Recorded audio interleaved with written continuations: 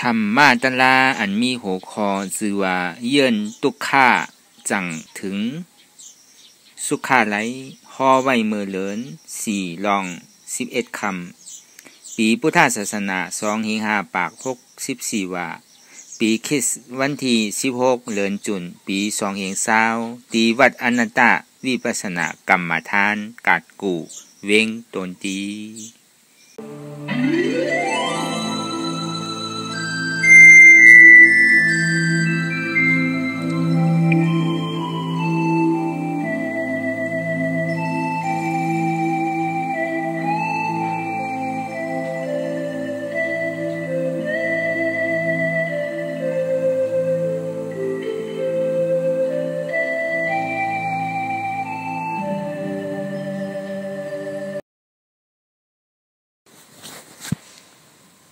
ก่อนที่นางปฏิวัติกูกรรมในขาวเขาอ่อนกันไว้สายตนาสามเจ้าก่อนพุทธังที่พุทธาเจ้านั้นผู้เจมีเฮาคาไว้คาอธรรมังที่ธรรมนาตาเจ้านั้นผู้เจมีเฮาคาไว้คาสังฆังที่อริยแปดเจ้านั้นผู้เจมีเฮาคาไว้คาต่อสืบการในเฮาตีไล่หลู่คันธาหาเปิงดีพระราตราสังขาก่อนพุทธังกาติคันธาหาเปิงที่แงมในหลู่ตันเจ้าออกธรรมังกาติคันธาหาเปิงที่แงมในหลู่ตันเจ้าออกสังฆัง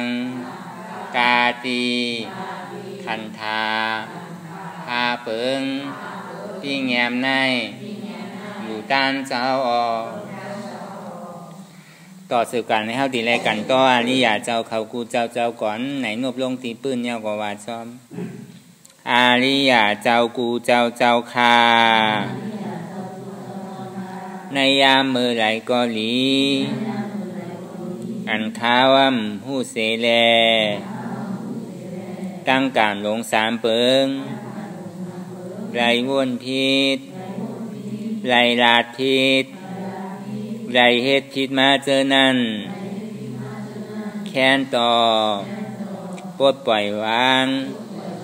ควางปั่นข้าวเขาอย่าให้เป็นอันตรายหลง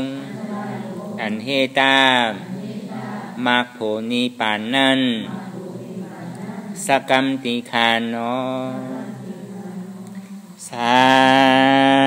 ธุสาธุสาธุ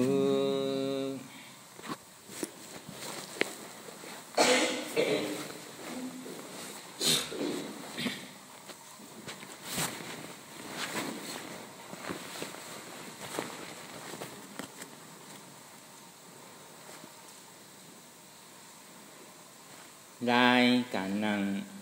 อนัตตวิปัสสนาภาวนาหาหันยอดทำอนัตตาในไหนอ่อนตั้งสุดไหนก็คือเขานั่งขาไก่กุดขากว่าทับต่างขาซ้ายก็ไรอันนั้นขาซ้ายทับต่างขากว่าก็ไรก็ย่อในมือสองคอนต่างตักไว้ตัวเอาซื้ออย่าไปเคียงป้นตีอย่าไปหย่อนย่านป้นตี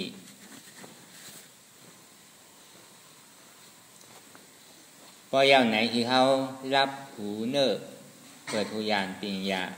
รับตาเนอเปิดตาญาณปิญญาอยากตัวตีมันนอวิญญาณใจเดียนหูนั่นอันไรเสียนั้นในเตียนมันป่อเกิดขึ้นมานั่นในก่อคือเฮาหมอวนวางแจบตาตีใส่หู อ่อนตั้งเฮาไปหันเจ็บเฮาย่ำไปหันทุกข์ะเฮาย่ำไปป่องใส่เนื้ออนัตตาเดือเกาะโดยรวมถอยใจเข้าออกอ่อนตั้งถอยใจเข้ายาวยาวยาวก็ถอยใจออกยาวยาวถอยใจเข้าเกิดถอยใจออกตายเกิดตายถอยใจเข้าเป็นถอยใจออกลูกเป็นลูกปองเกิดเวียบตาย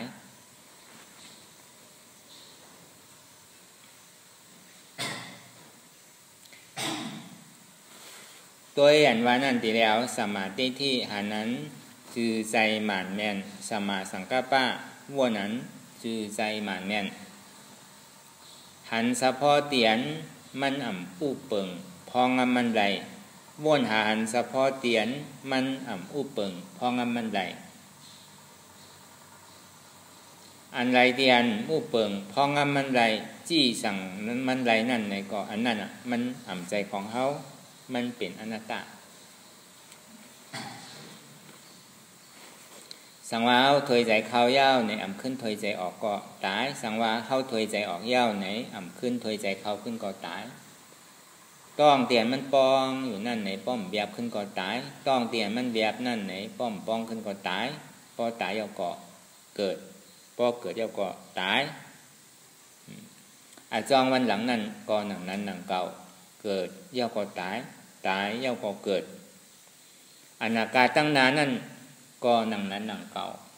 ป้อมหูลองตั้งมันนี่ก็อ่ำหนูวนตั้งหลังเฮาเปลี่ยนสังมาเฮาเกิดตายมาตั้งนาเฮาซ้ำดีเป็นสังตีเกิดตายแท้งจาที่จาลาแผดที่ในอ่ำมันกึมมาละหน้าในมันกึมมันนึกตีตายมันตั้งตายไว้ในมันรอดไผมันนึกตีตายมันจงที่ว่ามันเป็นเรื่องลีโกสีลองตั้งเกิดตายแหละเขาต้องตีตายอยู่ดิ๊กนั่นเตี่ยสะพอมันเปลี่ยนลูกเตี่ยมันเปลี่ยนเย้าลูกกว่าเตี่ยมันเกิดเย้ารับกว่านี่โจเลียดมือก่อนกำเหลียวก็อ่านหลายโปกเตะมันหูเตี่ยมันตายอยู่กูวันกูคืนเนี่ยก้อยการมันขาดกำเหลียวนั่นกันก้อยการมันถึงตีตายมันมาเนี่ยนะตั้งนานเนี่ยโดยใช้ตายเนี่ยเมียนได้แท้ง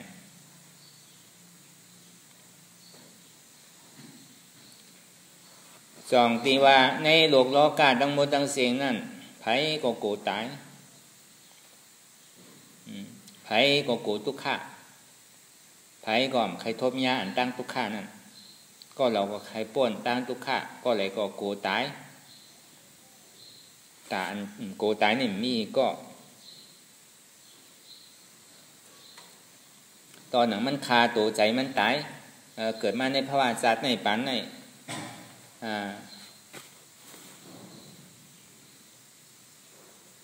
มีปอมีเมก็เหมือนใจได้สังมีผัวมีเมก็เหมือนใจได้สังมีลูกมีร่างก็เหมือนใจได้สังตัวเจ้าเก่าก็เป้ทุกข้าลำบากขานใจหาเจ้ากินคำอึบหยาบเป้ทุกข้าขานใจ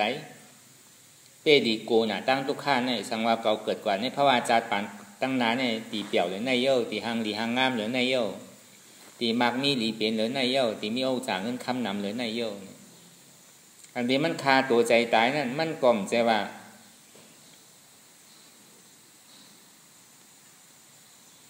ก็เปิดว่ามันโกรธทุกข้านั่นน่ะมันจะดีคาตัวมันตายก็เปิดว่ามันโกรธทุกข้าก็เปิดว่ามันเยื่นอดกันในภาวะจัดปันแน่ก็เปิดว่าทุกข้าหนาแห้งหนาเลยเยื่นกันไรมีตั้งเยื่นอดกันไร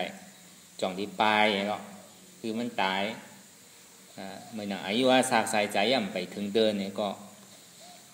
ใครอยู่ใครโทษว่าตั้งตุกข้าตั้งขันใจตั้งไม่ใจเนี่ยหมอป่นหมอเย้าอีปอกก้อนหนึ่งเย้าก้อนหนึ่งป้อลูกเย้าหลานป้อหลานเย้าเล้นป้อผมเมปีน้องกูเจอกูลองเปลี่ยนตั้งไม่ใจกว่าเชียงป้อก็ตายเนี่ยก็มันตีเปี่ยวอยู่เขาตีเปี่ยวอยู่เพราะว่าจัดในปันในแทงเขาติ่มได้ทบย่าเหมือนหนังตั้งตุกข้าขันใจเปลี่ยนอยู่มือพ่อย่ามอยู่เนี่ยอันก้นดี ฆ่าตัวใจเจ้าเก่าตายก็วนอย่างนั้นอย่างเก่ามันจะว่าหันก็เพราะว่ามันโกรธทุกข้าเลยมันก่อปลายนั่นน่ะอันนั้นแค่หนาคุณคำพาเป็นเจ้าว่าตาดีเกิดขึ้นมาเป็นก้นนี่มันต่อเพราะฆ่าตัวใจตายแต่ตีได้เป็นเปกตาอยู่ต่อถึงอายุอาศักพอสุดอายุอาศักในเมืองเปกตาเขานั่นเขาว่าได้1 ปีเนี่ย1 วันเมืองโกงกลางเนี่ยพอต่าง10 ปีเมืองเขานั่นน่ะตั้งทุกข้าขันใจอันนี้เขามาป้องตัวอีดี1 วันเหมือนอายุอาศักใจมันย่ำไปสุดเสียงเตอสังวายังตึกอายุ30-40อยู่ก็กะอายุสายใจมันในติขาดมอกะ80นั่นแหละในพระวาจาปันเนี่ยป้อมใจ80ในอายุอาศักมันดิ่มตายก็เนี่ยมันซ้ำกึ่งกลางอะไรคาตัวใจตายก่อนตั้งยังข้างทางอยู่เหมือนหนังสังว่าอายุมัน40 ปีเนี่ยก็ยังข้างทาง40 ปีจนดีตายก็ในพอ40 ปีเอาเนี่ยเขาซ้ำเอา40 ปีเนี่ยมาวนตัวว่าเหมือนหนึ่งวัน1 คนเนี่ยพอต่าง1 ปีพอต่าง10 ปีเมืองเปกจ่าเมืองผีมันจะว่าผีเมืองผีเหนือพวกนี้มันใจนะเป็นเพจเป็นเปกจ่าอยู่หยาบอยู่ไปป้วนเตอเนี่ยเขามาเจนจาตัวมันดีน้ำพอต่างทางอายุ40 ปี1 วันทำมีอยู่1 เดือนซ้ำมีอยู่30 วันนี่แหละ1 ปี1 ปีมี360 วันเพราะ360 วันก่อน1 ปีใน360 ปีแมวอยู่40 ปีมันดีอยู่หมอกเหินในเขาเจนจ้าบนตัวอีดี1 ปีในตัวกว่า360 ปี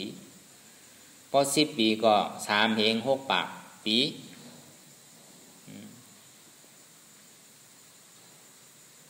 เพราะ50 ปีนั่นแหละเพราะ50 ปีก็10,000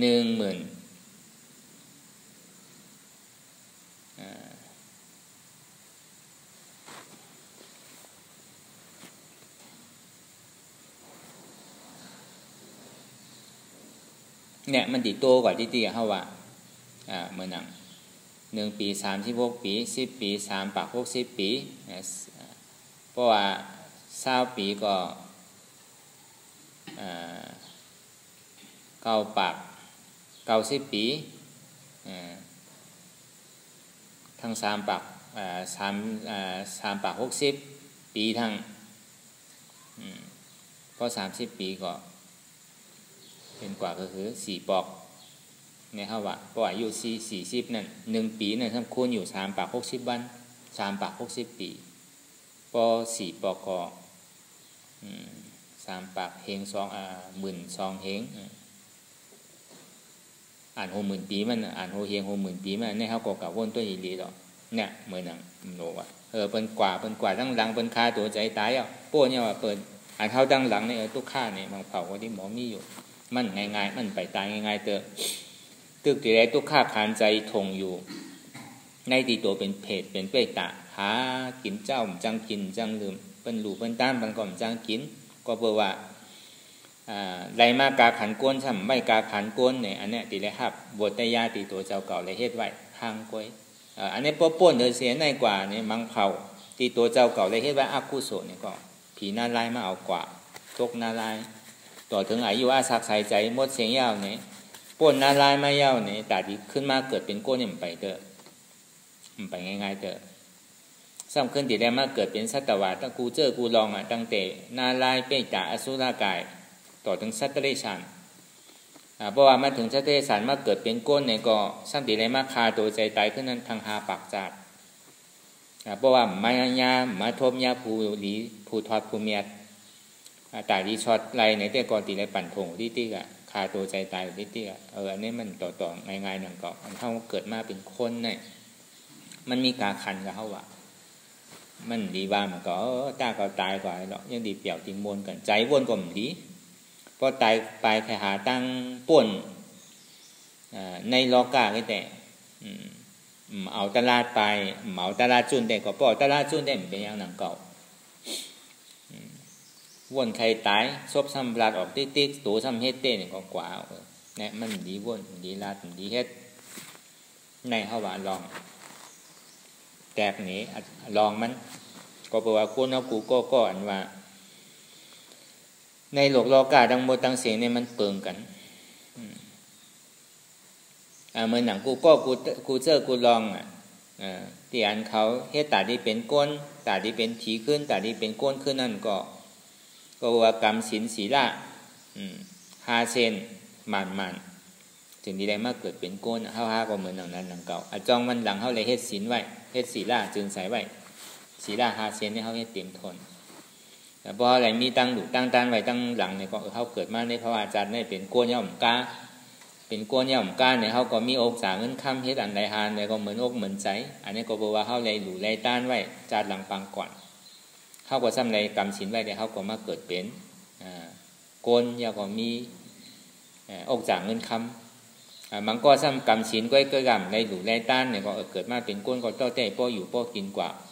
ทานก้นเดียวก็มันก็มีอยู่3ทานนั่นน่ะมีตีสุดอยู่กลางย่อก็ทุกขาตีสุดมีอยู่3ทานอันนี้เพราะว่าจัดหลังที่เขาเฮ็ดมาก็เนี่ยพวกใครเป็นผีเนี่ยก็มันก็มีอยู่นะเส้นตั้งแต่ที่เป็นผีที่ได้ใกล้ๆเอาศีลศีลงาปาศีลศีล5เซนใกล้ๆที่เลยยืนดูปันเฮ็ดตาหน้าเฮ็ดอยู่ติ๊กๆย่อก็ตัวเจ้าก็กรรมศีลอยู่ในก็อันนั้นน่ะเฮาก็ที่ได้กว่าเฮาที่ได้เหตุการณ์ห้องว่ากายสุจริตวจีสุจริตติ่มได้ค่าตัวใจเปิ้นเอาเป็นอายุอาสาใส่ใจเฮาเลี้ยงกว่าเนี่ยก็มันดีให้เขาอ่อนกว่าเป็นก้นดีพีดีขึ้นนะเพราะว่าใครเป็นสางหรือป้าเนี่ยก็ตีได้จ้างตื้อกรรมสมถะ40นั่นน่ะสมถะ40เหมือนนั้นกระแสง10อสุภะแล้วก็พอมาวิหาร4จังเนี่ยทั้งเสียงนี่มีอยู่มีอยู่40นั่นเนี่ยก็มันก็จ้างตื้อกรรมเอาซิตี้น้ำนาเลยสังเอาสมาธิน้ำนาเลยสังเนี่ยก็ตีให้เด้อเพราะว่ากูก้นเนี่ยก็มันเยื่องสู้ไข่ป่นทุกตั้งทุกข้าต่างเกิดเป็นก้นเป็นผีก็ยุ่มยำว่าเพราะเฮ็ดตั้งหลูกกู้โสดเนี่ยก็ตีได้ขึ้นเป็นก้นดีผีหลีเพราะว่าเฮ็ดสมถะภาวนาเนี่ยก็ตีได้เป็นสางดูป้าและหลูป้าเพราะคัดใจเต้ๆอยู่ในศีล8แล้วก็เฮ็ดสมถะมีลูกมีเมมีปู่มีเจ้าออกเป็นยาเสอยู่ในเถินในป่านั่นก็ตีได้เป็นดูป้าหลูป้าทานมันสูงกว่าแท้เนี่ยกูก้นเนี่ยก็กูตั้งทุกข้าหันเบิ้นทุกข้ามันหยาบมันผืดเป็นอันเดียนไม่ใจอันเดินโดดร่อนอยู่ติ๊กก็บอกว่าในโลกโลกาในอันว่าไผ่กูตั้งทุกข้านี่มันมีไผ่ก็กูตั้งทุกข้าเสียง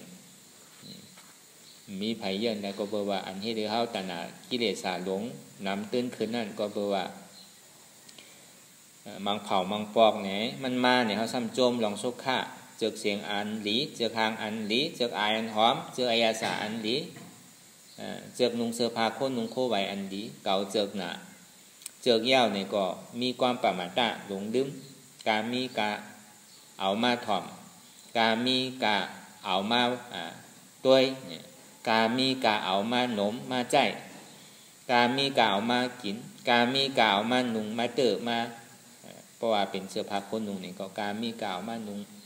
อันใดบอกใหม่มากก็เอาซื้อมาหนุ่มติ๊ก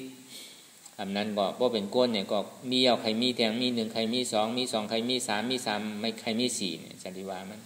มันก็ยาวแต่ว่าก้น1ก้อนในติ่มเหมือนกันสลิกเหมือนก้อนนี้มันเหมือนกันบางก้อนก็ล่อผ้าสลิกใครไล่ใครมีติ๊กถ้าใครปันของเปิ้นก็ในต่อซาจริตเฮ็ดอันไรก็ถูกแม่นเป็นต่อซาอยู่ติ๊กเปิ้นเฮ็ดหลีตานึงก็มันดีตัวเจ้าเก่านั่นก็หาตั้งทิศอยู่ที่เตียนในห้องต่อซาจริตก็ในหลาค่าจริตเจอสวนมนเปี่ยวในอันเปี่ยวอันมนในกรรมกุงในอายงกรรมกุงในห้องว่าหลาค่าจริตไล่แก่มนุษย์เนี่ยล่อฟ้าจริตนั่นเนี่ยเขาตีเลยหมอยินปันเปิ้นเขาติ่มไรถี่ไรเหนียวเขาตีเลยหมอยินปันเปิ้นอยู่ที่ติ๊กกึ่งต่างอันถูกดีปันจะว่าปันเพราะยาวเพราะสุดเพราะเสียงไงตัวเจ้าเก่าทุกข้าเลยก็ดีหนังเก่าปันดูตาเนี่ยก็มันมีเมียวมีตีมีตังมันหนังเก่าพอเขามีล้อฟ้าจริตเนี่ยก็เข้าหลวงหมอใกล้ปันพอมีต่อซาจริตเนี่ยก็เข้าหลวงใกล้เผยเมตตาปันเปิ้นที่เข้าหลวงเลยยุ่มเลยโขอดใจเยินเอาคือมีคันทีอย่าวิใจลำใจกำใจลำใจกำมันเหมือนหนังไพ่ลูกอยู่เซ่ เหมือนอย่างเขายุบฐานไฟใหม่ฐานเขาดีวืดขึ้นเปิดในเขาบ่ใหม่ของตั้งเนี่ยนั่นต่อซาจริเขาดีเลยหมอมีความเมตตามีความอิรู้มีความอุกกำบันพอเขาเจอเปิดก่อมเจอเนี่ยเขาดีได้วนอย่างนั้นกรรมในพอเปิดเจอก็เขาเจอพอเขาเจอก็เปิดเจอหนังเก่าเปิดก่อมเจอเขาก่อมเจอหนังเก่าเนี่ยเขาก็ดีได้เอาวนในใส่ใจในแก่สติของเขากว่าก็ในพอหลอกหลากค่าสิริกันโน้ตีเลยตัวอสุภะตัวอันตีมันรู้มันแล้วมันปังกว่าตัวดีอันหวยอันหางอันจ้าตัวนอนตัวสังตีอันมันดีเอ็ดเสร็จเพราะกรรมฐานเนี่ยเป็นมาตัวอสุภะกรรมฐานเนี่ยตัวต่อถึงซักโกนตายนั่นต่อถึงนอนป้อไส้ป้อไตต่อถึงดุต่อถึงป้อ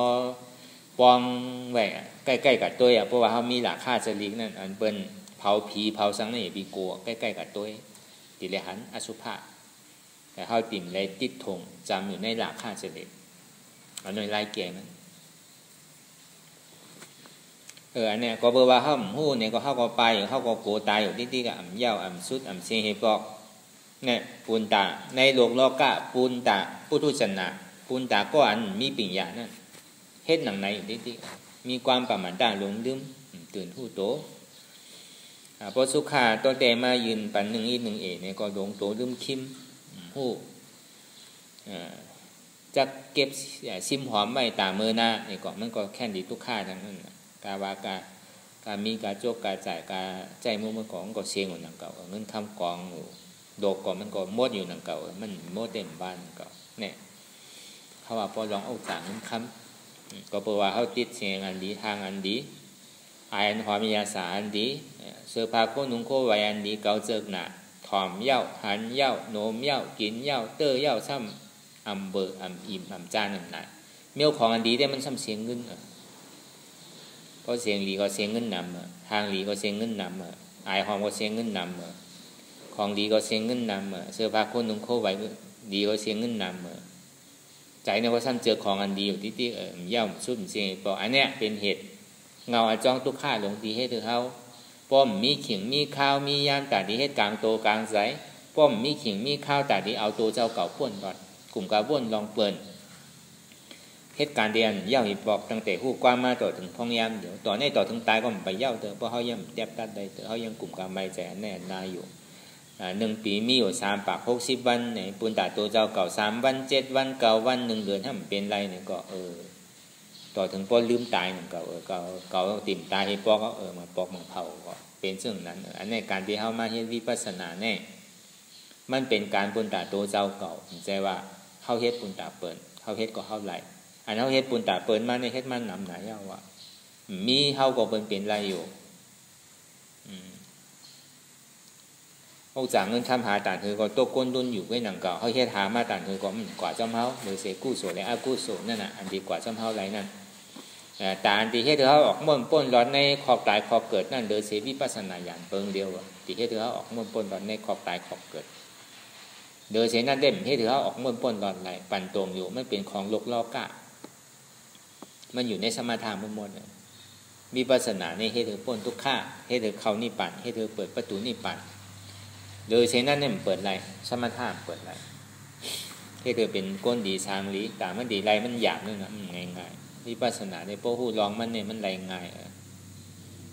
กล้วยกามันตีสารคัดกันของโลกล้อก้ามันเจอของอันเปี่ยวอันมนน่ะเหมือนอย่างว่ามาเมื่อเจ้านั่นน่ะเพราะว่าย่ายินเสียงหลีหนึ่งเป็นเซ่เป็นเน่เป็นหว่าเป็นชาติเนี่ยก็ใจล้ำใจกำตีเต้มันเพราะยาวกว่ายาวลองตั้งทำยังเอามาวนเป็นลองตุกข้าวดีๆเอาเสียงอันที่มันป่วนมาวนเป็นลองตุกข้าววนเป็นดินหนองเป็นที่กว้างคำใจไว้อยู่ที่ติ๊กเนี่ยมันเหมือนคีนั่นน่ะอีกหนึ่งก็มันถึงเมนน่ะมันเหมือนหนังนั้นน่ะทุกขั้นเนี่ยเขาไว้เบิงใหญ่เป็นป่นตีป่นตั้งน่ะเขาหมอมียานปิญญาพาว่างมันไรเนี่ยให้เขาปั่นตรงที่แท้นี่มันเป็นธรรมดาของโลกโลกะเป็นธรรมดาของพุทธศาสนาเตียนมันผู้ลองวิปัสสนานี่มันเป็นอย่างไรเสียงอันเปิ้นหลาเปิ้นท่าเปิ้นวาเปิ้นป้องนี่ตึ้งใครทองใครยินใครเปิ้นยองย่อใครเปิ้นโหมโจมหมู่ที่ๆก็ธรรมดาของโลกโลกะไม่เป็นอย่างนั้น cái này hàng cái hàng hàng lý đi đi cuối cảมันยาวหนึ่งก็เมียวหนึ่งมือใหม่ๆได้ก็hàngดีอยู่นะก็ในพวกกะอันนี้อีมาซ้ำกับเอาอันhàngดีในแทงขอโคใจโคสวยเลยสั่งเพราะเป็นก้นให้กวายมันกวายน้ำมันเพราะเป็นเสื้อผ้าคนนุ่งโคไว้เนี่ยก็เพราะเอามากโคนุ่งโคยองได้ก็ต่อแต่หอมจูเงินไรหนึ่งอีหนึ่งแล้วก็ซื้อมาเนี่ยก็ตีไรหายากอีกหนึ่งเงินกันมีเงินเก็บเงินหอมเงินจุ๋ยก็ซื้อมายองเหมือนเปิ้นยองเปิ้นใส่อะไรใส่ได้ยองเหมือนเปิ้นก็ตีไรตั้งตุกค่าเหตุการณ์น้ำอีนึงก็จึงตีได้มายองใส่เหมือนเปิ้นก็ในพอเจอไอหอมเหมือนหนังโคใจโคสวยเอาตั้งแต่สับเปียตั้งแต่อันเฮาซักโคซักเลี้ยงตั้งแต่อันตาจอมหนาจอมตาจอมโตจอมขี้เฮานั่นมันก็อันนี้มันหอมอันนี้มันเหม็นอันนี้มันดีพอมาใส่ซักโคซักผ้านี่มันเหม็นน่ะเมียวหาลาตั้งกี่เมียวเนี่ยมันเหม็นน่ะมันดีกินเพราะว่าเจอก็ซ้ำดีกินอยู่นะเพราะว่าเจอก็มันมาเหม็นนั่นน่ะมันก็เหมือนกันหนังเก่าแต่มันก็เหมือนหนังนั้นหนังเก่ามันตึงใครเจอกันน่ะมันตึงใครทบใครย่าอันว่าเหม็นนั่นแน่มันเป็นธรรมดาของโลกโลกะมันอาหารล่าตั้งกินดินในจิ้มอยู่นั่นเพราะว่ามันเจอใจเอาเนี่ยใครๆว่าหวานต่างกันก็เย้าเอาเงินข้ามมากองเป็นกองของใครกินหนังเก่าเพราะว่ามันเจอกันเมื่อว่าของเจอได้มันเหมือนกันมันก็เจอตามสภาวะพิงทุ่งไปพิงทุ่งมันปอดไหลปอดนั่นปอดออกปอดตกปอดห่องปอดจานเมืองมันเมืองไทยเมืองใต้เมืองไหลเสียว่าอาหารตั้งกินมันก็แหลกลายกว่าเหมือนกันมันก็เจอเกิดเจียมมันก็เจอพิษเพชรมันก็ทำเจอน้ำมันน้ำเนี่ยมันก็ทำเจอกินอาหารลาบใบน้ำมันก็ทำเจอกินภาคเยอะนั่งเถียวนี่มันก็เย่าแต่สภาวะเริ่มร่วมของไหวของมันพิงทุ่งไผ่พิงทุ่งมันเพราะกินเลยเราลองล้อผ้าเนี่ยก็กินแบบมันมีตะลาเฮาติเลยไหวน่ะคืออะไรพอกินเจก็ตุกข้านน้ำนั่นน่ะพอเฮากินเจก็ตอนนั้นกินข้าวหาข้าวพออยู่พอกินเขากินข้าวก่อนในต้องเอาอิ่มกล้วยหนังเก่ากล้วยกับพอกินกูเจอกูลองกินเจเมียวเนี่ยแต่ก็ตุกข้า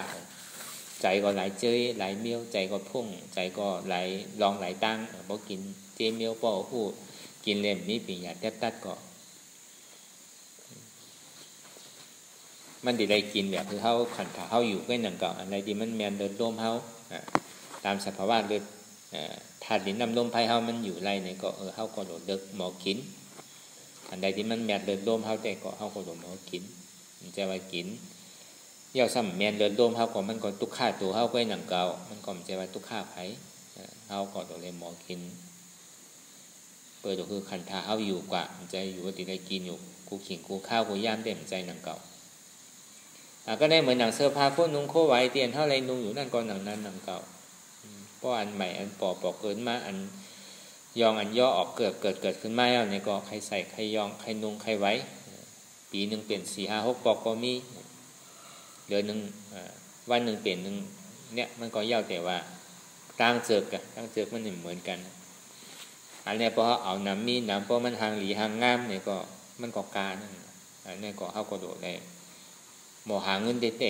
ติดหาตุกค่าได้มันก็จู้เป็นเดือน2 เดือนจากนี้ไรมันก็จู้เป็น5-6 เดือนเป็นปีเบิ่นเสื้อผ้าคนนุ่งโคไว้ดีตัวเจ้าเก่าใครนุ่งโคยองเพราะว่าเหมือนหนังโคยองแค่นให้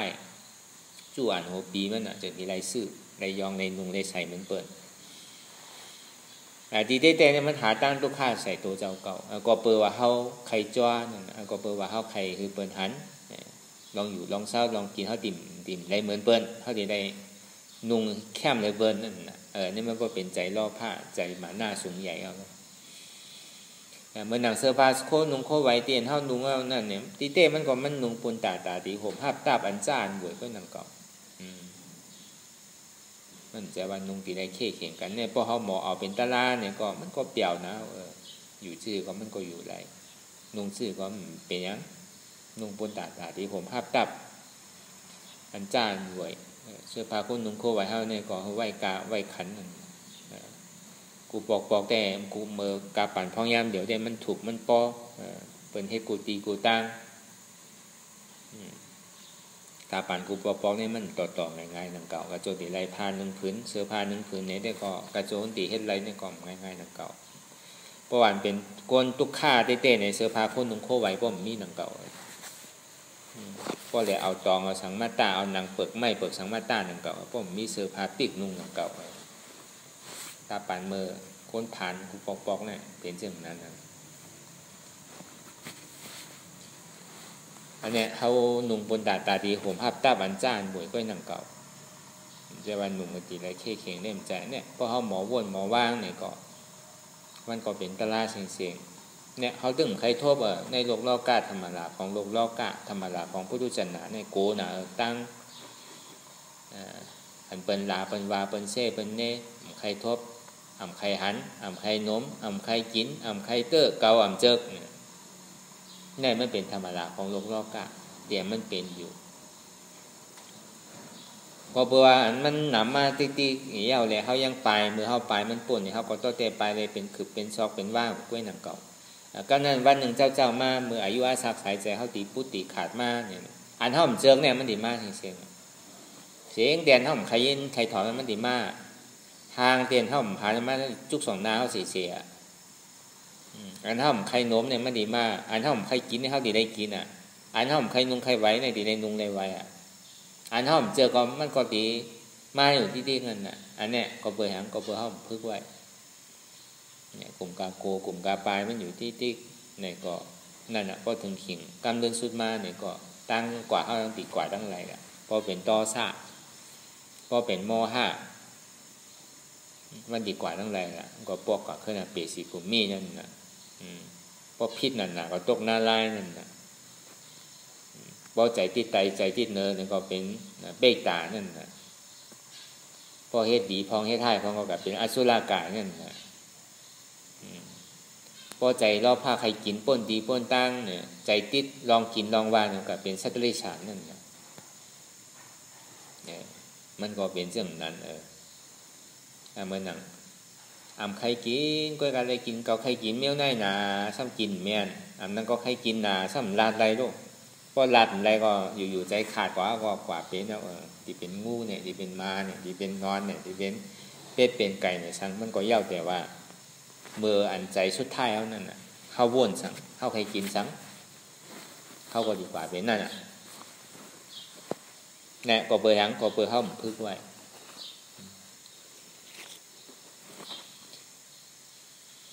ปุณตาก้อนมีปิญญาตั้งหูผู้มีปิญญาผู้ดีก้นเมียดเขาปุณตาอริยาเจ้าเขาสาวก้าเขาเจ้านั่นตึ้งโกตั้งทุกข้านวันนั้นผู้มีปิญญาก็ตึ้งโกอันเป็นบางเป็นมีอันเป็นมีเงินมีคำมีสังก็เปิดว่าเป็นอยู่หลายเพราะเอาเรื่องโลกคงกลางว่าใจเป็นอยู่ไอ้ได้เอาเต้นในสุดต้องเอาที่ว่าคือเขามีเงินมีคำใจใจเต้นมหายาติปังใหญ่ๆลงก็ตันเสาวิหารเนี่ยเป็นมีใจเป็นเฮ็ดเอาการเป็นบางมีนั่นเป็นใกล้เป็นตื่นเจ้าห้องลูกเจ้า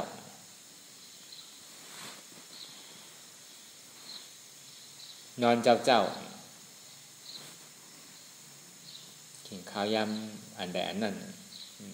เป็นบ่นลองการลองเฮ็ดลองสร้างตีเฮ็ดซื้อตีได้มั่งมีตีเก่าตีเดิมนั่นคือได้มันดีโตต้อนกว่านั่นคือได้ตีได้อยู่ได้เศร้านั่นคือได้ตีได้มั่งมีดีเป็นกว่าตีได้เยื่นใจว่าอยู่ได้เอาปากสั่งเอาจี้สั่งเอามือจี้สั่งได้อะไรตัวเจ้าเก่าเหตุการณ์อะไรก็ตัวเจ้าเก่าตีได้หู้เหตุการณ์สั่งก็เย่าหยาเพราะเขาหู้เนี่ยแต่ก็กำเนิดสุดมาก็ตึงผ่านเพราะหู้การลองสั่งเนี่ยก็เขาเฮ็ดลองเฮิรนเขาหู้ลองเฮิรนเนี่ยเขาว่าเขาเฮ็ดลองตั้งเขาหู้ลองตั้งเขาเฮ็ดลองค้ำเขาหู้ลองค้ำเขาเฮ็ดลองสั่งก็เขาหู้ลองอันนั้นเขาเฮ็ดลองพาลองปิกลองใบเนี่ยก็เขาหู้ลองมันเขาหมอเฮ็ดเลยเขาถึงดีเฮ็ดเนี่ยพอเป็นเฮ็ดพิเทศเปิงมาพอมีก้นเฮ็ดพิเทศเปิงมาเนี่ยเขาขอว่านี่แหละเขาคู่ลองเป็นก่อมจังแปดจังแดนเขาเป็นจังลิงเขานั่นกับเขาคู่ลองมันเอาตรงอันเนี่ยตานที่มันมักมีได้เป็นไรก็แปลว่าเขาไรยามตุกข้าเขาไรยามเฮ็ดมาอ่อนตั้งเนี่ยเฮ็ดเมียวในมันเป็นเฮ็ดเมียวในมันเป็นคือมันหยาบซื้อสัมผัสได้เฮ็ดซื้อก็แปลว่าคู่ลองตั้งมันแหละเฮ็ดสังก็หัวเนี่ยมันพิษนั่นนะ มันมีแต่ขึ้นใหญ่ใหม่สูงกว่าตั้งหน้าอันนี้พวกเขาว่าลองการค้น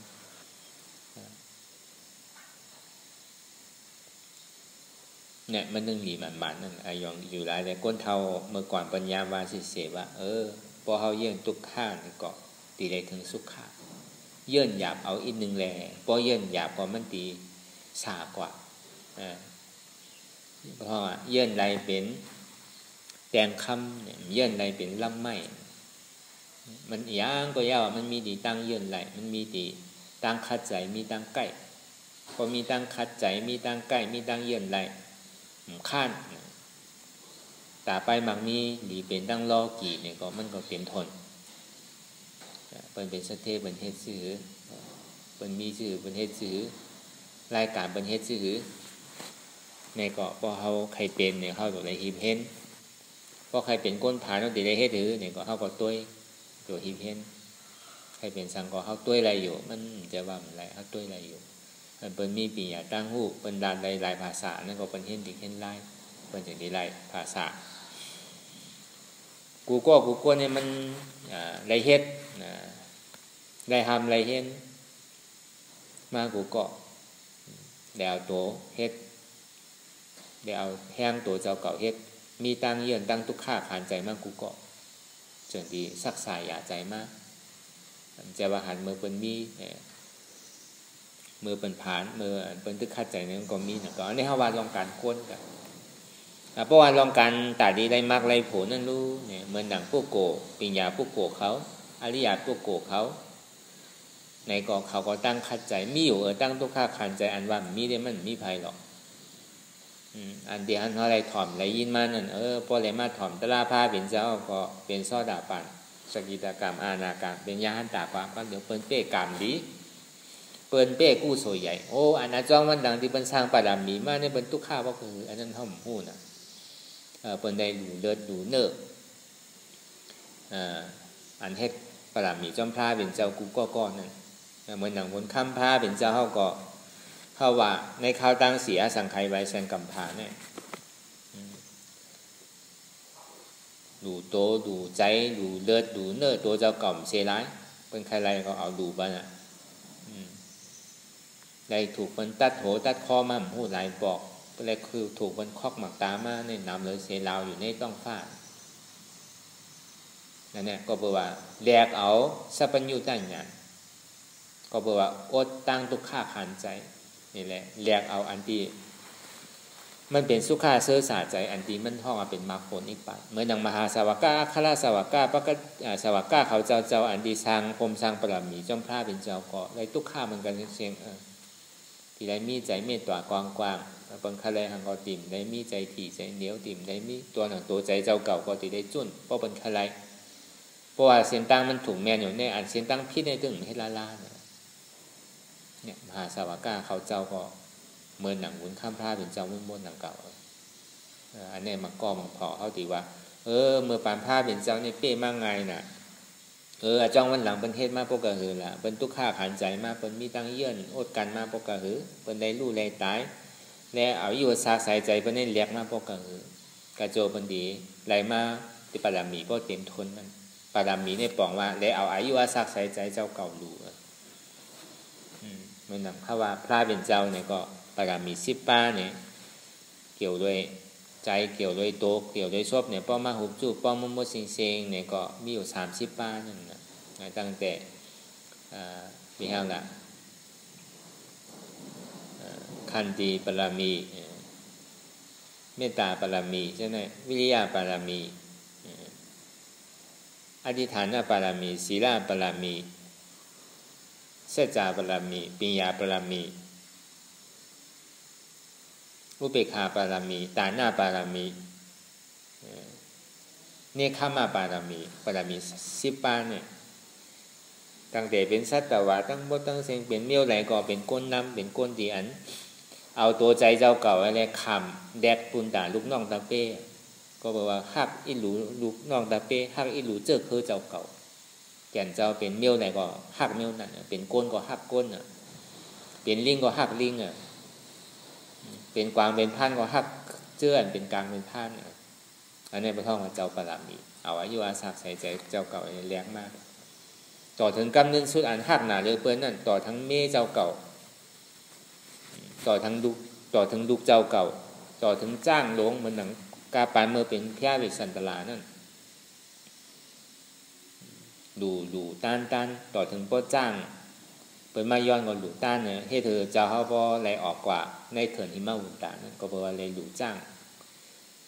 นั้นมันเป็นจ้างมังกรละเพราะว่ากะฮอดถึงดีแล้ววันเมืองเตียนฝนตกเนี่ยก็เพราะกะฮอดถึงเอาฝนดีตกอันนี้ก้นเมืองป้อใจก็เพราะว่าแห้งละคุณทรงมาสนใจก้นหวัดก้นเมืองนี่มืดตันกว่าหมดกำลังสู้พอได้ไปออกตัวเถินต่อถึงปุ่งหน้านั่นพอมาย้อนดุจารีกันหาในเฮาที่ได้ถอมยินในวิสันตรายกาปันกำดึงสู้แต่นั้นเป็นตาหน้าปรมีเนี่ยดูเต้ดูนะเมก็ดูลูกก็ดูมาก็ดูจ้างก็ดู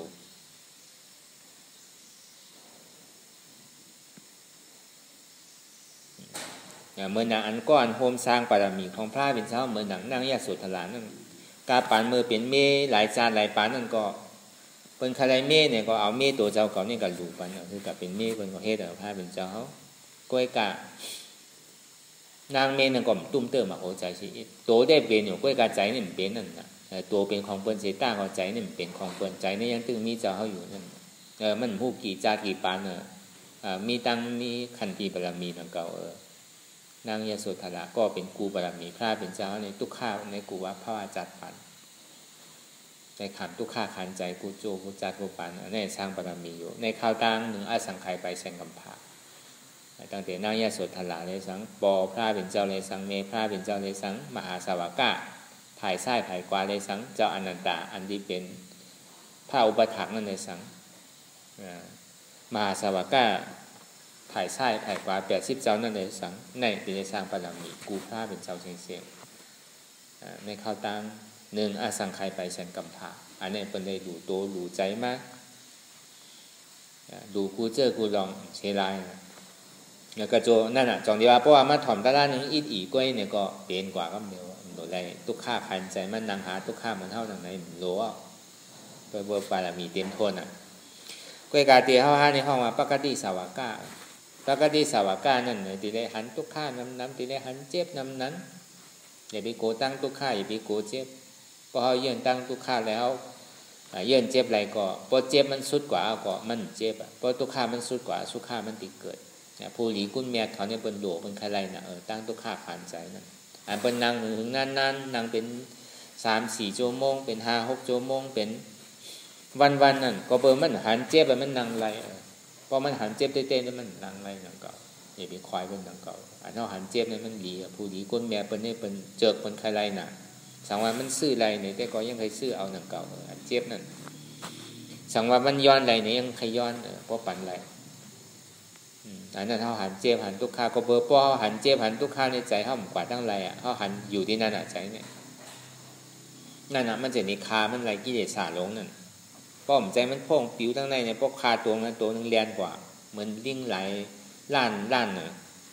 พวกคาตัวนึงตายตัวนึงซ้ำปอกเนี่ยคาตัวนึงตายตัวนึงซ้ำปอกมันเย่าอีปอกนั่นน่ะซ้ำเพตื้นอยู่ที่ดิ้งนั่นน่ะเพราะว่ามันมาหูจู้ป้องอันหนึ่งอันเดียวเนี่ยมันคามันก่อยไปคำเดียวในผู้หลีก้นแบนในเปิ้นเจอเปิ้นทรงน่ะลองอันเปิ้นลาเปิ้นวาเปิ้นท่าเปิ้นจ้ามาเนี่ยก็มันก็มันกึมหนังเก่ามันเปลี่ยนอนัตตาใกล้เสียงนั่นก็เสียงนั่นก็มันเป็นเสียงด้วยหนังเก่าเสียงลาเสียงท่ามันมีหางที่อันหันอยู่นั่นเนี่ยอันว่าหางอันดีหางจ้านั้นมันมีมันเปลี่ยนอนัตตาอายเหม็นนั่นก็เหม็นนั่นมันมีมันเปลี่ยนอนัตตาอัมลีกินเนี่ยกินเบอร์หลูอยู่ก็จะไปอยู่เบอร์หลูกินอัมลีนุ่งปนตาที่ห่มห้าตาบันจานบุ๋ยก็หนังเก่าอันนี้ลีนุ่งอันนี้ลีนุ่งเนี่ยเขาก็ยังหมอมีอยู่นั่นน่ะบางเผาบางปอกคำเจิกเนี่ยเวลาพอเอาคอตาลาวาเต้เนี่ยก็พ่อมองอยู่โดยดองตาลาอาริยาภูโกปนในสังปูมีปิญญาตั้งหู้นั่นในสังเป็นใครทบก็ว่าปนมานำการถือก็แค่ลีนั่นน่ะ มันดีได้เจียวป่นมันป้อมใจมันเปี่ยวเปี่ยวมัวเนี่ยเหมือนหนังน้ำมันใสอยู่เสตาเขาตาเขาได้หันได้ใสอยู่กล้วยกันในมันเนี่ยซ้ำมีเกลือไว้แต่ก็มันเจียมหันตั้งดอกไอ้ตั้งในเป็นเจียมมัวแต่นั่นเกลือ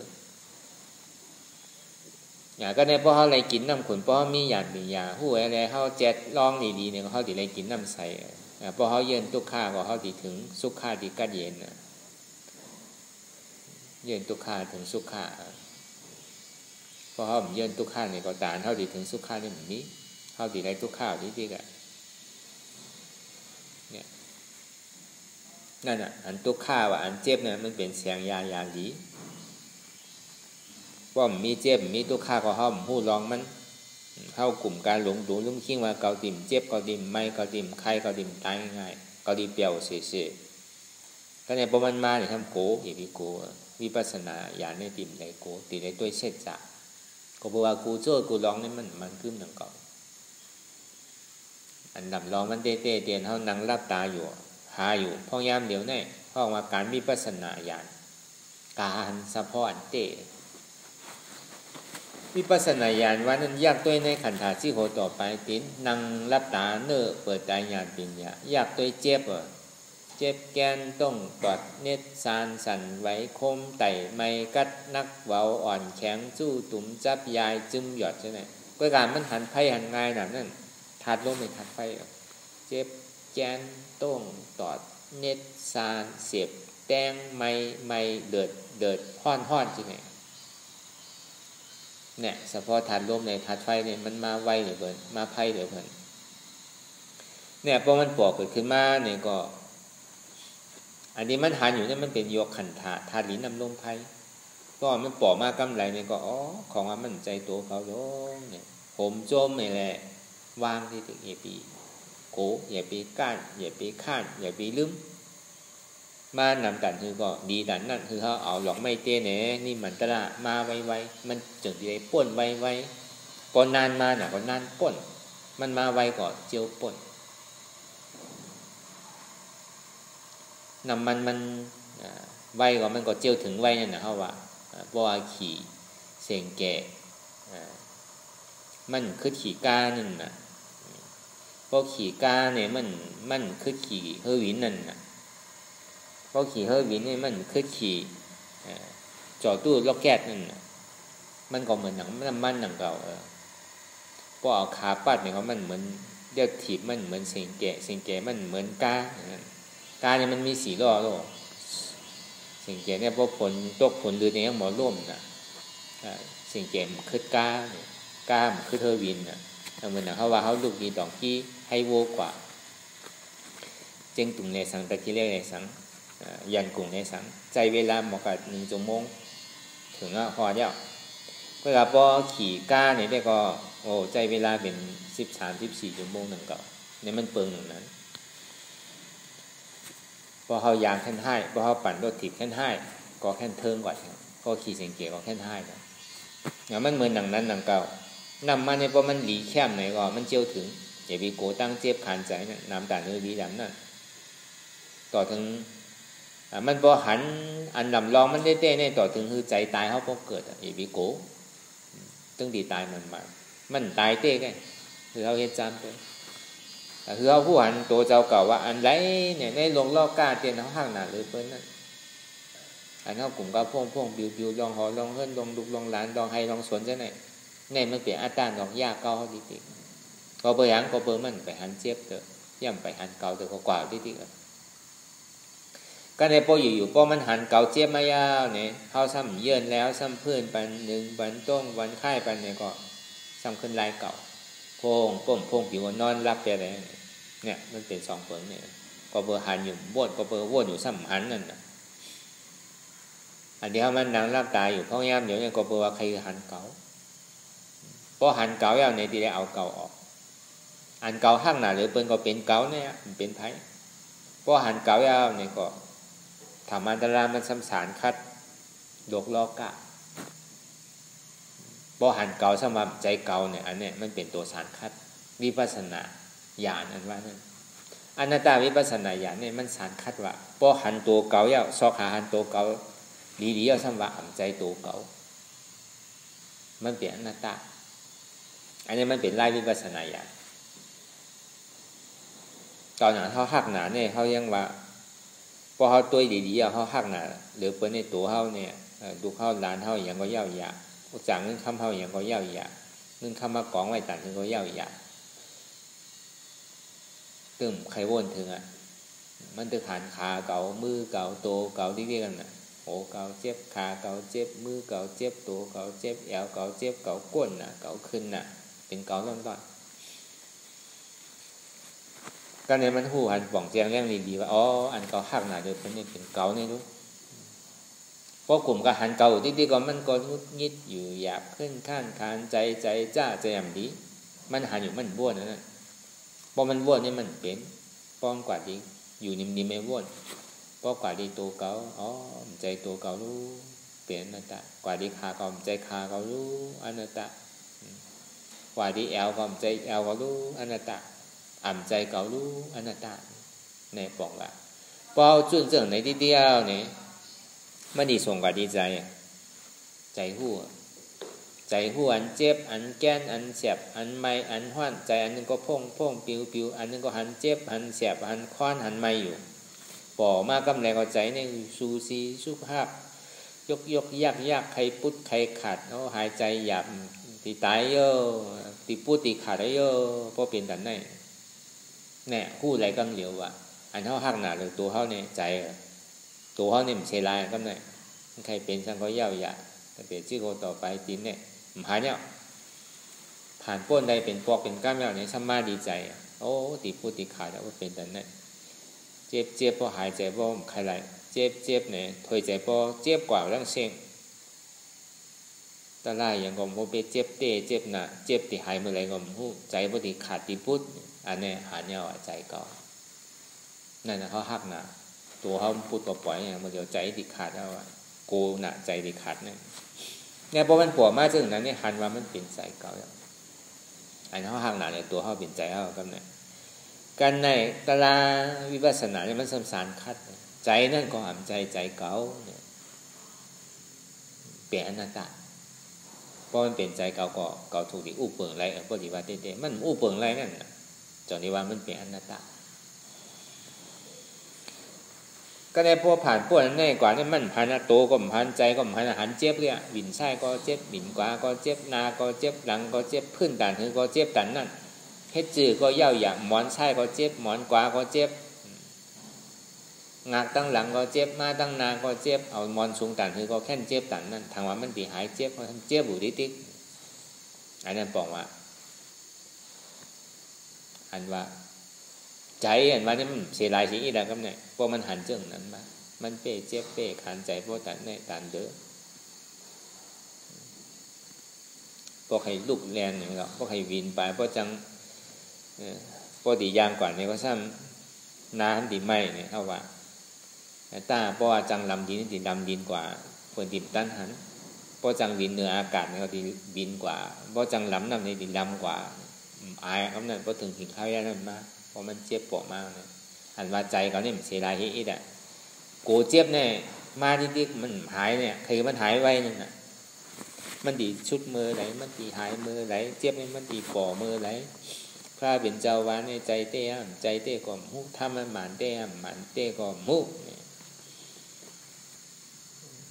อันว่าอยู่สังขารเขาว่าอยู่นั่นใจเต้ก็ใจมุนาดีเฮ็ดถ้าหน้าอันว่านั้นมีหรือนี่ป่านว่านั้นมีหรือน่าได้ว่านั้นมีเต้ก็มุเนี่ย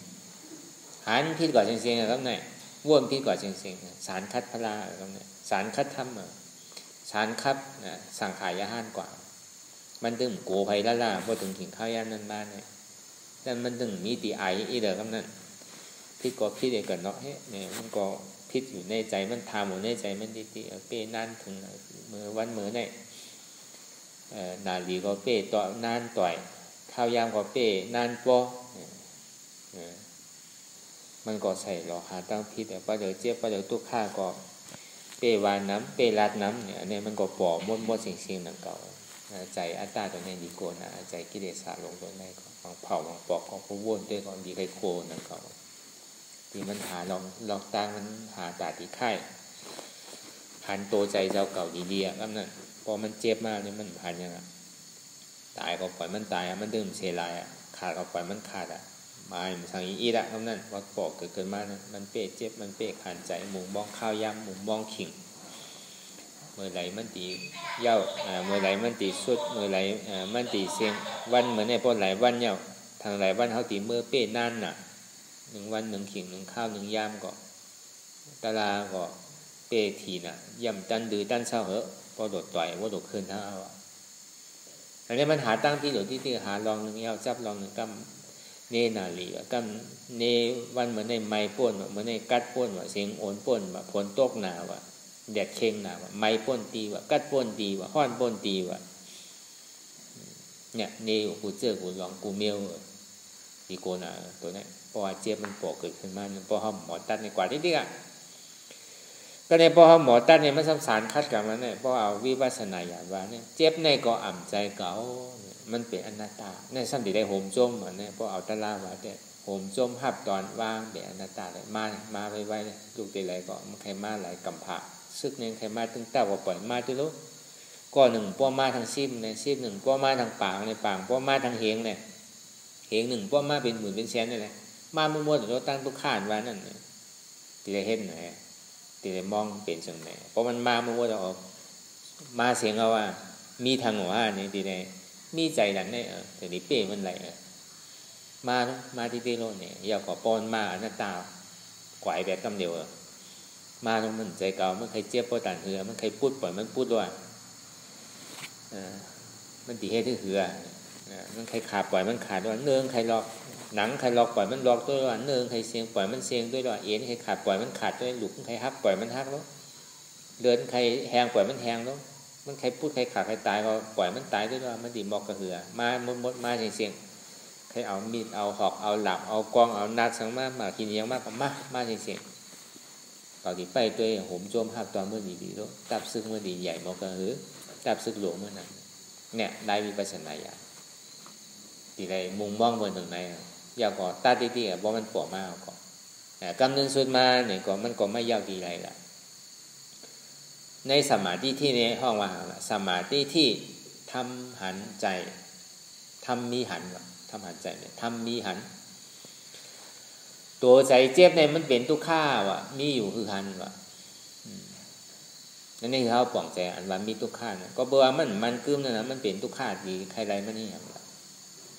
ก็ไอ้กาตาเดียนตัวมันอันว่าติ่มใครไรอย่างมันได้เขาก็ดีได้นิ่มไม่ยักตัวผมจมหักตอนมันของว่าก็ว่าวสมบัติใครไรเขาสมาเลยเยอะหรือที่ก็ทุกข้าวที่ก็เนี่ยป้อมใจในเขาจังทางพิษก็บอกว่าพวกเขาเยื่อไรเนี่ยก็เขาดีทุกข้าวที่นั่นนะเขาดีป้วนไม่เห็นบอกนั่นแหละก็บอกว่ามันกึ้มนู้นตัวใจเจ็บเนี่ยมันเป็นทุกข์ก็บอกว่ามันกึ้มนั่นแหละมันจะมีเป็นทุกข์ท่องว่าทำมีหันใครไรตัวเก่าใครไรใจเก่าใครไรเจ็บเก่าอ่ะมันมีทุกข์แกในขันธ์ฐานเนี่ยอันว่าสุขะเนี่ยมีเก่าตึงใครไรเก่าใครป้วนหนาวว่าตั้งทุกข์ขันใจเนี่ยนี่ป่านเนี่ยใครผุยไว้ว่าก็ตัวอาเปสีภูมิเนี่ยเก่าดิบแนบปิดอ่ะกลัวตั้งทุกข์ขันใจใครมาตันคือเขายาวได้เฮ็ดได้หาได้สร้างได้ว่นได้อุบได้เฮ็ดนั่นตึ้งโกลาตั้งทุกข์ขันใจมาหรอกใครมาเมื่อไรก็แน่ที่ได้มีตั้งขั้นอย่างนั้นห้องทำมีหันทำใจผู้ว่าทุกข์ที่มันป่อมาที่ตัวก็ยาวป่อมาดีใจก็ยาวป่อมาดีเจ็บก็ยาวของว่ามันใจตัวเก่าใจเก่าใจเจ็บเก่ามันเป็นอนัตตานั่นน่ะมันใจตัวเก่าใจเก่าเจ็บเก่ารู้ในห้องว่าทำมีก็หันทำใจก็ผู้พอทำมีหันทำใจผู้ห้องว่าหาปรมัตถ์หันปรมัตถ์ไรปรมัตถ์เป็นปรมัตถ์เป็นปรมัตถ์เป็นหังละเป็นอริยะว่าเป็นอริยะว่าปิดประตูอเปสิภูมิดับเหตุหางเราอจองทุกข์อยากขอคอยกอดถึงดีเป็นผลอโจสุขะห้องว่านี่ปัดกันเย็นห้องว่านี่โลทัสสะนั่นไว้วางใจเอาอันนี้เขาตีคู่เลยตัวใจเจ้าเก่าพอเยินทุกข้าเลยน้ำตาลถือก็ดีตานั่นเยินเจ็บเลยน้ำตาลถือก็ดีตานั่นก้อยกับเขาอีกมีกับจอมเจ็บเขาอีกมีกับจอมทุกข้าเจ็บเลยทุกข้านี่มันเหมือนหนังน้ำมันรดเหมือนหนังน้ำมันเฮอวินเหมือนหนังน้ำมันเสียงเกะอย่าเบกะ มันดีแต่คือดีแต่นั่นเขามีนาทีปุนพรแต่ที่ฮอก็ฮอก่อนนิดนึงนั่นอย่าไปกับไม่ใจลองรดลองก้านี่ตัวเขาเนี่ยมันเหมือนหนังกาเหมือนหนังเสียงเกะเหมือนหนังเฮ้ยกินเกยหนังเก่าอันเจ็บแกนต้องตอนนี้ฉันเอาเหมือนหนังน้ำมันปนดีก็เจียวถึงไว้เข้าตีแล้วไว้เหมือนหนังก้นฮอโลฮออยู่อันไหนก็ไว้ใจเหมือนหนังก้นฮอนั่นก็ยังอ่านเขาเนี่ยมันตีถึงตีไรเขาตีไรมีตังยังอ่านตัวใจเจ้าเก่าในข้าวจ้างซองหน่อยเตียนเท่าห้าอะไรตีกว่าตั้งนานนั่นเนี่ยก็เย่คือมันรู้นั่นเขาตีไรมียังอ่านกว่าต่อถึงตั้งนานคือมันก็เป็นขิงเป็นข้าวกว่าเนี่ยอันนี้ก็พอเฮ็ดกูอยู่มานๆที่ไหนที่เนี่ยก็วันหนึ่งมันต้องกวายไปเลยอย่าไปถามว่ามันกวายมีอยู่พอเอาหอดกว่าทั้งนั้นที่เข้าดีปองอันใดผิดอันใดถูกอันใดใจใจอันใดหมาเนี่ยหมาอันใดแม่นั่นแม่นั่นเขาก็มีนาทีปุนพรสื่อเนี่ยก็มีนาทีปุนพรแต่ที่บอกจี้เนี่ยเช่นตั้งด้วยหนังเก่ามันก็จังโจนกันกว่าหนังเก่าไผเฮ็ดก็มันกว่าไผฮอดไผกว่าก็มันฮอดด้วยหนังเก่ามีนาทีปุนพรแต่ที่บอกเนี่ยเช่นตั้งอันกว่าที่มันมีที่เขาเพราะไผฮอดก็กว่าอย่าไปคล้องคำในเส้นตาสายตากว่าที่กว่ามันเหมือนหนังหลอกไพ่ขึ้นต้องผ้าหนังเก่าเพราะว่ายามมันสุดกว่าโต๊ะหนังเก่าตัวข้าน่ะขึ้นสูงก็คือก็โต๊ะหุ่นหนังเก่าตัวข้าเลยเจ็บกว่าหนังนั้นนะเพราะมันสุดปักสุดเปิงก็ดูไวหนังเก่าตัวข้าเลยเจ็บเพราะมันถึงดีถึงตั้งมากกว่าไวเป็นหนังเก่าอย่าไปกลัวมันไวมันเหมือนหนังน้ำมันนั่นน่ะเพราะว่ามันกะฮอจะก็กึดหนังเก่าเหมือนหนังตาวันนั่นน่ะก็ตื่นเจ้ามากขึ้นก็คืนเนี่ยก็เตียงวันก็เตียงวันก็คำมาก็ตกหนังเก่าอันเตียนห้อมยอมมันเขายังตึงอยู่บ้างมันเตียงอยู่กลางวันอยู่ตึกไม้ตึกข้อนอยู่เจ้าน่ะละเจ้าน่ะคำน่ะเนี่ยมันอาตาเนี่ยมันหมอเนใช่ไหมกัดป้นหนาวป้นไม้ป้นเจ้าป้นคำป้นเนี่ยอะไรก็แม่นอันนี้อย่างที่มันมีเรื่องนั้นเนี่ยเขาเอาคอตะลาตามเส้นตาสายตั้งภูมิปิญญาตั้งหูที่เขาเจ้าอันเฮ็ดป้นกว่าในเม็ดหินเม็ดทรายนำกองกะเหมือนมุนข้ามพระเป็นเจ้าเขามหาสวากะอัครสวากะปฏิสวากะอริยเจ้าเขาครูเจ้าเกาะใจตื้อกำเคืองเดียนเขาเฮ็ดอยู่เมื่อเดียวเนี่ยหันทุกขะหาทุกขะหันทุกขะยอมหับทุกขะวางทุกขะนั่นเป็นอนัตตาหันเจ็บผู้เจ็บยอมหับเจ็บวางเจ็บเป็นอนัตตาอ่ำใจตัวเก่าอ่ำใจเก่าอ่ำใจเจ็บเก่าอนัตตาเก่าอุปเปิงพองมันไหลอนัตตาเนี่ยนี่เขาวนต่อถึงเจ็บนั้นพอสุดเสียงเกียงหายกว่าวนต่อถึงทุกขะนั้นพอสุดเสียงเกียงหายกว่าถ้าต่อถึงอาจารย์นั้นพอตัวฟุดขัดกว่าเนี่ยก็อำลงอำลืมบ่นมันเป็นอนัตตาสัพพอไหลไหน